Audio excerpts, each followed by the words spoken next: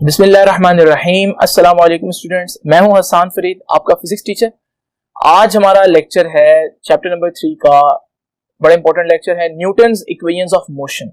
आइए देखते हैं कि न्यूटन की इक्वेशंस ऑफ मोशन क्या है और किस तरह से हम इनको यूज कर सकते हैं अपनी कैलकुलेशन में।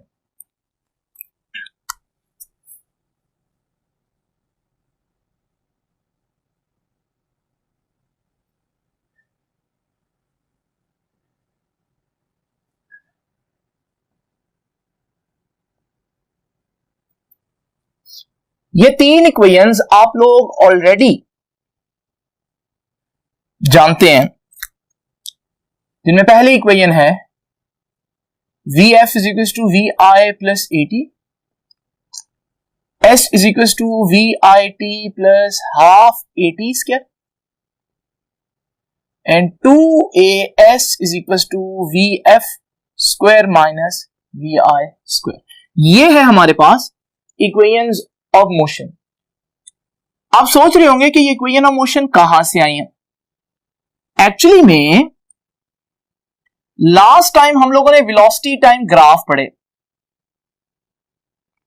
और वेलोसिटी टाइम ग्राफ में जस्ट इमेजिन करें कि ये हमारे पास एक वेलोसिटी टाइम ग्राफ है और ये है इसकी इनिशियल वेलोसिटी, ये है इस चीज की फाइनल वेलोसिटी, और यहां से यहां तक जो टाइम है वो t है।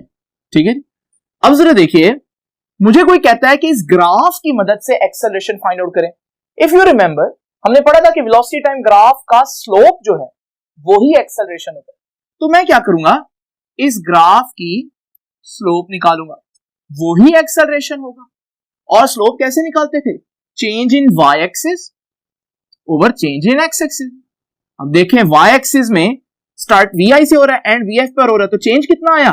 V f minus v i over delta x. X axis में चेंज कितना आया? 0 से यहां टाइम t तक गया, तो t, तो यहां से a बराबर आ गया v f minus v i over t. जबकि आप इसको रीअरेंज करें तो ये बन जाएगा v f is equal to v i plus a t, which is Newton's first equation of motion. तो इसका मतलब क्या हुआ कि न्यूटन की इक्वेशन ऑफ मोशन कोई नई चीज नहीं है, वही ग्राफ जिनको हम पढ़ते आए हैं। उन ग्राफ में, क्योंकि बच्चों को अक्सर मसला होता है इसको कैलकुलेशन करने में, तो बच्चों की आसानी के लिए ग्राफ के समरी जो है वो यूं लिख दी गई, और इसी को हम न्यूटन की इक्वेशंस ऑफ मोशन कहते हैं। तो ये तीनों इक्वेशन ऑफ मोशन एक्चुअली इन्हीं ग्राफ से ही डिराइव हुई है। और अगर आपको याद हो, 9th में आप लोगों ने ये इक्वेशंस ऑफ मोशन जब डिराइव की थी तो आपने ग्राफ से ही की थी। तो ये है हमारे पास न्यूटन इक्वेशन ऑफ मोशन।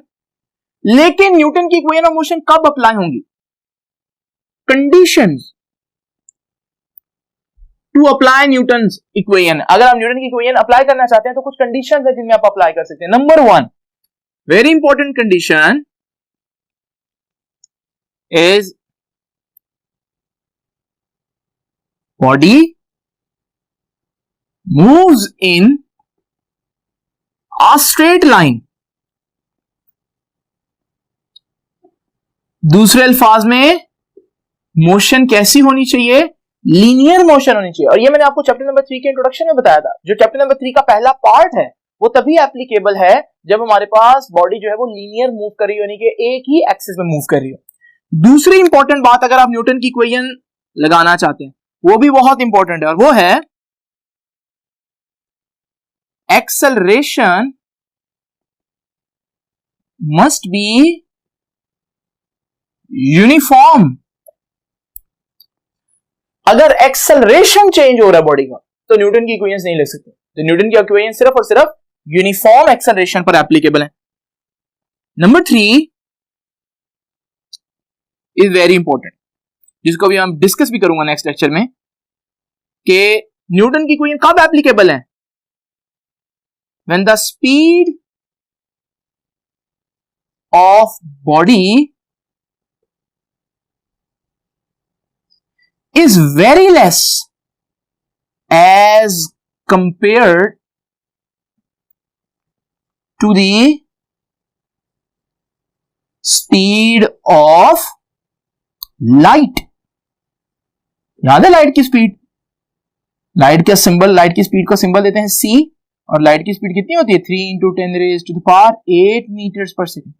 तो अगर आप न्यूटन की इक्वेशंस अप्लाई करना चाहते हैं तो आपका जो भी ऑब्जेक्ट है, जिसके बस है, कार है, जिसकी भी स्पीड आप देख रहे हैं, वो स्पीड इस स्पीड की यानी कि स्पीड ऑफ लाइट के मुकाबले में बहुत कम होनी चाहिए।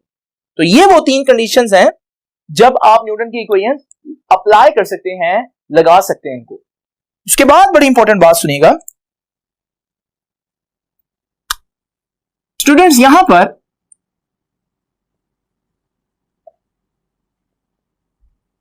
कुछ बातें बड़ी इंपॉर्टेंट है अगर आप इस इक्वेशन को यूज करना चाहते हैं। तो मैं आप लोगों के साथ डिस्कस करने लगा हूं कुछ इंपॉर्टेंट पॉइंट्स। ये पॉइंट्स आप लोगों ने लाजमी याद रखने। पहली बात, आपको याद है मैंने बताया था कि जब आप एक स्ट्रेट लाइन में मूव कर रहे होते हैं तो जितना आपका डिस्टेंस होता है उतना डिस्प्लेसमेंट होता है, जो आपकी स्पीड होती है वही आपकी वेलोसिटी होती है। तो जब आप एक स्ट्रेट पाथ में मूव कर रहे होते हैं तो ये स्केलर और वेक्टर की जो इनमें जो कह लें डिफरेंशिएशन है, इनके दरमियान जो हम फर्क करते हैं वो खत्म हो जाता है, और यहां पर तो हम स्ट्रेट लाइन में ही मूव कर रहे हैं।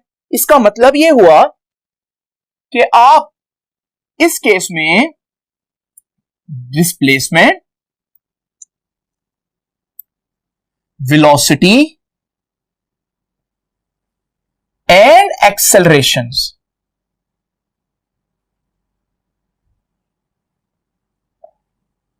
will be considered as scalar।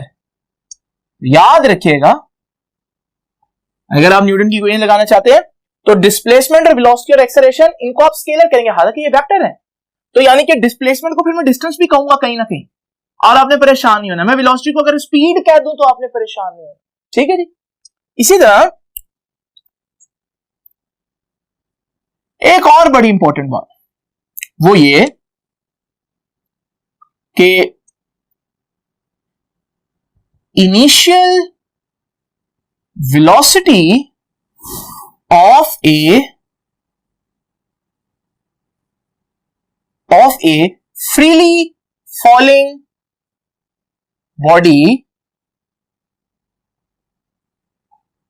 Body is 0।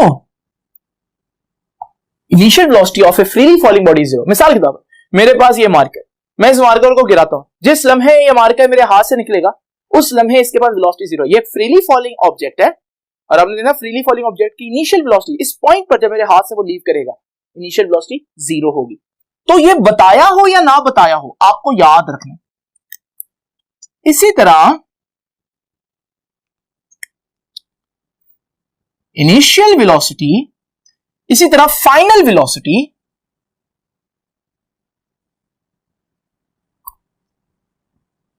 final velocity of a vertically thrown ball is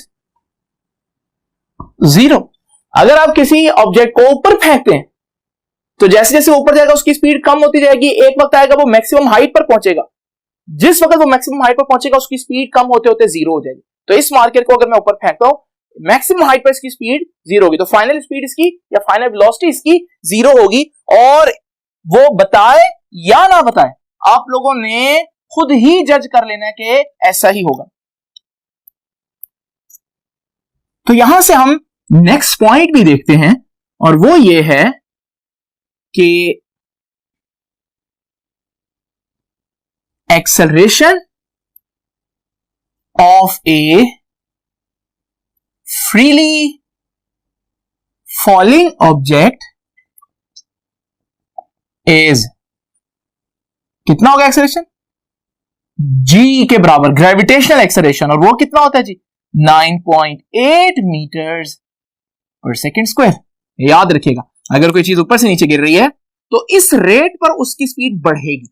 आप इसको 9.8 को 10 समझ लें तकरीबन, यानी कि पहले लम्हे उसकी स्पीड 0 होगी जब वो गिरेगी, उसके बाद स्पीड में इंक्रीज आएगा 10 का, और फिर मजीद इंक्रीज आएगा 10 का तो 20 हो जाएगी, और फिर मजीद इंक्रीज आएगा 10 का तो वो 30 हो जाएगी। इस तरह से स्पीड 10 बढ़ेगी, चाहे लाइट ऑब्जेक्ट हो चाहे हैवी ऑब्जेक्ट हो। और लास्ट पॉइंट जो आप लोगों को याद रखना है वो भी सुन लें, वो है कि अगर हम चीज को ऊपर फेंके तो एक्सेलरेशन क्या होगा, फिर तो डी एक्सेलरेशन होगा क्योंकि स्पीड कम होगी। तो acceleration of a vertically thrown ball is कितना होगा एक्सेलरेशन जी, माइनस जी होगा उतना ही, लेकिन नेगेटिव में। जितनी स्पीड पहले नीचे आते हुए बढ़ रही थी अब उतनी ही हर सेकंड में कम होगी, तो एक्सेलरेशन होगा माइनस 9.8 मीटर पर सेकंड स्क्वायर, जिसको आप 10 भी कह सकते हैं। ये है वो इंपॉर्टेंट पॉइंट जो आपको इक्वेशन ऑफ मोशन को सॉल्व करने से पहले पता होने चाहिए। लेकिन इनका पता होना क्यों जरूरी है, आइए कुछ एग्जांपल्स देखते हैं ताकि हमें यह कॉन्सेप्ट मजीद क्लियर हो। तो मैं आपके सामने एक क्वेश्चन लिखता हूं, that calculate the distance traveled by an object, बल्कि ऑब्जेक्ट नहीं, by a freely falling object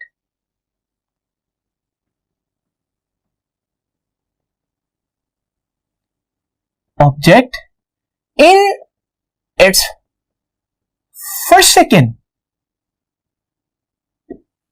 यानी कि अगर मैं एक ऑब्जेक्ट को गिराता हूं,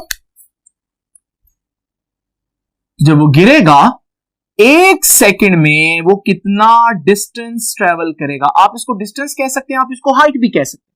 तो ये हमें फाइंड आउट करना है। देखो हमें क्या दिया हुआ, सिर्फ और सिर्फ उसने टाइम बताया कि टाइम कितना गुजरा है, 1 सेकंड, और कोई चीज उसने नहीं बताई। अब आप जरा देखिए यहां पर, अगर किसी भी इक्वेशन में आप देखो 4 चीजें हैं, 1 2 3 4 किसी भी इक्वेशन में, और अगर आप एक चीज फाइंड आउट करना चाहते हैं तो कम से कम 3 मालूम हो तो चौथी चीज मालूम हो सकती है। मगर यहां जो हमें क्वेश्चन दिया उसमें तो हमें सिर्फ उसने टाइम दिया। अब हम कैसे इक्वेशन लगा सकते हैं, कहता है कि डिस्टेंस कितना है, तो हमें फाइंड आउट तो डिस्टेंस करना है, लेकिन उसके लिए तो हमें कम से कम 3 चीजें पता होनी चाहिए। अगर आप देखिए उसने भले स्टेटमेंट में 3 चीजें नहीं लिखी, मगर उसने आपको तीनों इंफॉर्मेशन प्रोवाइड की है। अगर आपने ये पिछला पॉइंट सुना हो तो ये जो बातें मैंने भी लिखी हैं। अब देखो फ्रीली फॉलिंग ऑब्जेक्ट है, तो मुझे पता है फ्रीली फॉलिंग ऑब्जेक्ट है तो उसकी इनिशियल वेलोसिटी तो 0 होगी। भले उसने नहीं बोला, बट आई शुड नो कि इनिशियल वेलोसिटी जो है वो 0 होगी। और फिर क्योंकि फ्रीली फॉल ऑब्जेक्ट है तो हमें यह भी मालूम है कि ऐसे ऑब्जेक्ट का जो एक्सेलरेशन होता है वो 9.8 मीटर्स पर सेकंड स्क्वायर होता है। अब तीनों इंफॉर्मेशन कंप्लीट हो गया। हम ये देखते हैं कौन सी इक्वेशन में ये चारों चीजें आती हैं। तो अगर आप सेकंड इक्वेशन ऑफ मोशन देखें, वो है s = vit plus half at square. Distance हम लोगों ने फाइंड आउट करना है। देखो इनिशियल वेलोसिटी 0 है तो ये सारी चीज तो 0 हो गई, बाकी रह गया हाफ। एक्सेलरेशन कितना है जी, 9.8, और टाइम कितना है 1 सेकेंड और 1 का स्केल। अब ये हमारे पास आ जाएगा 4.9 मीटर। यानी कि जब भी आप किसी चीज को ड्रॉप करो तो वो कितना डिस्टेंस ट्रेवल करेगी, वो तकरीबन 1 सेकंड में 5 मीटर 4.95 मीटर ट्रेवल करेगी। 5 मीटर कितना बनता है, मीटर को यूजुअली आप यूज नहीं करते, डेली लाइफ में आप फिट को यूज करते हैं। तो आप देखें 1 मीटर में 3 फीट होते हैं, तो फिर 5 मीटर में 15 फीट। अब आपके घर की जो छत है, वो घर की छत तकरीबन 10 से 12 फीट होती है, डिफरेंट हाइट्स होती है। तो आप इमेजिन करो कि आप घर के छत पर भी चढ़ जाएं और फिर आप एक ऑब्जेक्ट गिराएं तो ये तकरीबन 15 फीट बन जाएगा, थोड़ा बहुत ऊपर नीचे होगा। आप नोट कीजिएगा कि जब आप उसको गिराएंगे स्टॉप वॉच से देखिएगा कि क्या वो 1 सेकंड में नीचे पहुंचता है, तो आपका जो टाइम आना चाहिए उसके हिट करने पर वो तकरीबन 1 सेकंड होना चाहिए। आप चेक कर सकते हैं घर बैठे बैठे कि इक्वेशंस ऑफ मोशन सही है या नहीं। ठीक है, अब जरा देखिए, क्यों ना मैं इस क्वेश्चन को थोड़ा सा चेंज करूं।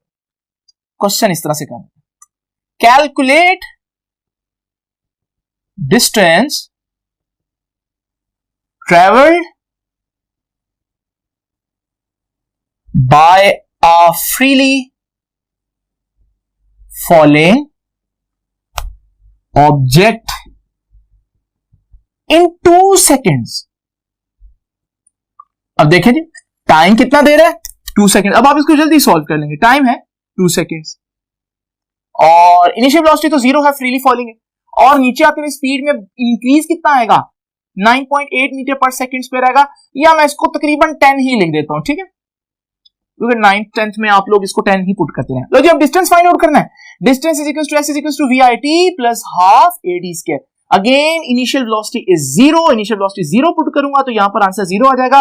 और सिर्फ रह जाएगा half a t square. Half और ए कितना है एक्सेलरेशन, वो तो 9.8 है, और टाइम कितना है टी का स्क्वायर, टी है 2 सेकेंड्स, और 9.8 की वजह आप इसको 10 कर लें। अब आप इसको सॉल्व करेंगे तो आपका आंसर आएगा 20 मीटर्स। यानी कि 1 सेकेंड में जो ऑब्जेक्ट गिरते हुए डिस्टेंस ट्रेवल करेगा वो है 5 मीटर्स, यानी 15 फुट। और 2 सेकेंड तक अगर वो गिरता रहे तो वो कितना डिस्टेंस कवर कर लेगा नीचे आते हुए, और वो है 20 मीटर्स, यानी कि तकरीबन 60 फीट। तो आपने देखा कि डिस्टेंस जो है वो बढ़ता जा रहा है। अगर मैं कंक्लूड करूं इस सारी बात को, ये एक ऑब्जेक्ट है, ये 1 सेकेंड तक नीचे आ रहा है, तो 1 सेकेंड तक ये कितना डिस्टेंस ट्रैवल करेगा नीचे आते हुए, 5 मीटर ग्रेविटी की वजह से। और अगर ये एक और सेकेंड तक चलता है, यानी कि टोटल 2 सेकेंड तक चलता है, तो फिर ये कितना ट्रैवल करेगा, 20 मीटर। इसी तरह अगर आप लोगों को 3 सेकेंड्स का डिस्टेंस निकालना हो तो वो भी आप फाइंड आउट कर सकते हैं। कैसे फाइंड आउट कर सकते हैं, सेम। अब टाइम कितना हो गया, 3 सेकेंड, और एक्सेलरेशन आपको पता है नीचे आते हुए 9.8 या तकरीबन 10 कह लें। और इसी तरह जो इनिशियल वेलोसिटी होती है फ्रीली फॉलिंग ऑब्जेक्ट की, वो 0 होती है। तो जरा डिस्टेंस फाइंड आउट करते हैं। तो डिस्टेंस का फार्मूला फिर से वही, डिस्टेंस का फार्मूला हम लोगों ने पढ़ा था, S is to v i t plus half a t square, और ये फिर से 0 हो जाएगा, इनिशियल वेलोसिटी 0 है, और हाफ एक्सेलरेशन कितना है 10, और टाइम कितना है 3 का स्क्वायर कितना होता है 9, और ये हमारे पास आ जाएगा 45 मीटर्स। यानी कि अगर 3 सेकंड तक वो गिरता रहे तो 3 सेकंड तक गिरते हुए वो कितना डिस्टेंस ट्रेवल करेगा, वो ट्रेवल करेगा 45 मीटर्स।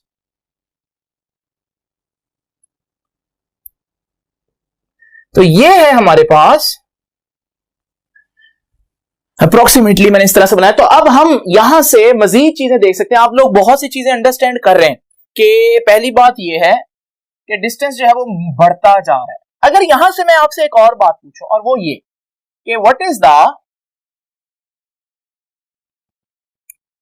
Ratio between